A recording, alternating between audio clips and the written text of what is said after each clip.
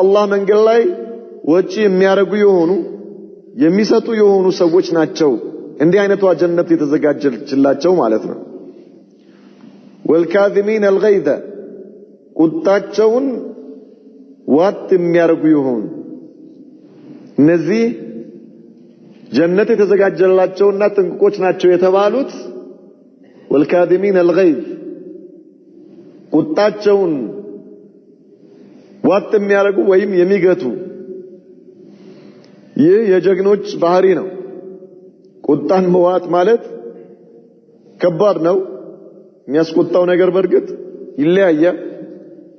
የዲን ጉዳይ ሲሆንና የዱንያ ጉዳይ ሲሆን አንድ አይደለም። በዱንያ ጉዳይ ላይ ምንም ነገር ይሁን የሚያስቆጣህ ነገር የተከሰተው ነገር ምንም ይሁን ምን ይህንን ቁጣህን ዋጥ አድርገህ ገተኸው በሰዎች ላይ የበቀል እርምጃ ሳትወስድ ማለት ነው። እየቻልክ ተቆጥተሃል። በተቆጣህበት ሰው ላይ የሆነ ነገር ማድረግ ትችላለህ። መቅጣት እየቻልክ ያንን ቁጣህን የምትውጥ ከሆነ በርግጥ አላህ ካወደሳቸው ባሮቹ ትሆናለህ። በዚህ አላበቃም። አላህ ወልዓፊና አኒናስ አለ። መጀመሪያ ቁጣን መዋጥ የሚያስቆጣ ነገር በሚገጥምህ ጊዜ ቁጣህን መዋጥህ ብቻ አይደለም፣ ወልዓፊና አኒናስ ሰዎችን ይቅር የሚሉ የሆኑ በዚህ አላበቃም። አላህ انتقل الى اعلى الدرجات اعلى المقامات በጣም ከፍ ወዳለ ደረጃ ተሸጋገረ አላህ። والله يحب المحسنين እነዚህ ሶስቱ ሙተራቢጥ ናቸው። ሶስቱ ነገሮች كظم الغيظ العفو عن الناس والإحسان ቁጣህን መዋጥ ያስቆጣህን ሰው አውፍ ማለት ላስቆጣህ ሰው መልካም ነገር መዋል ሶስቱ ተያያዥ ነገሮች ናቸው።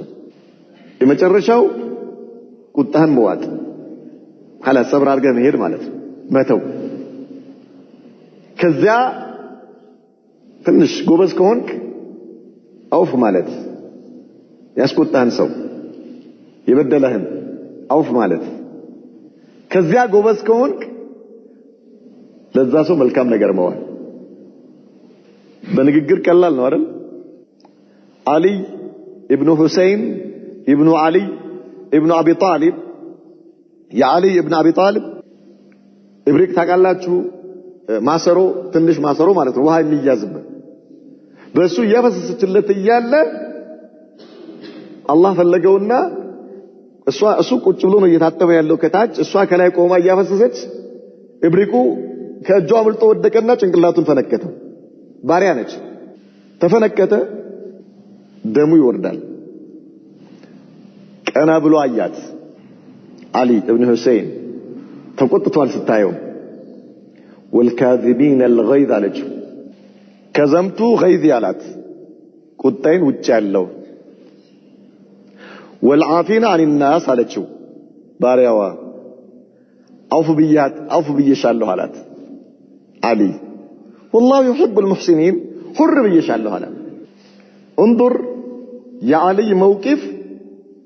የዚች ባሪያ ደግሞ አጃይበኛ የአላህ ባሪያ መሆን እንዴት አድርጋ አልይን እንዴት እንዳከመችው ማለት ነው። والكاظمين الغيظ كظمت غيظي والعافين عن الناس عفوت عنك والله يحب المحسنين اذهبي وانت حرة هيجي خلاص حر يشل الله سبحان الله العظيم.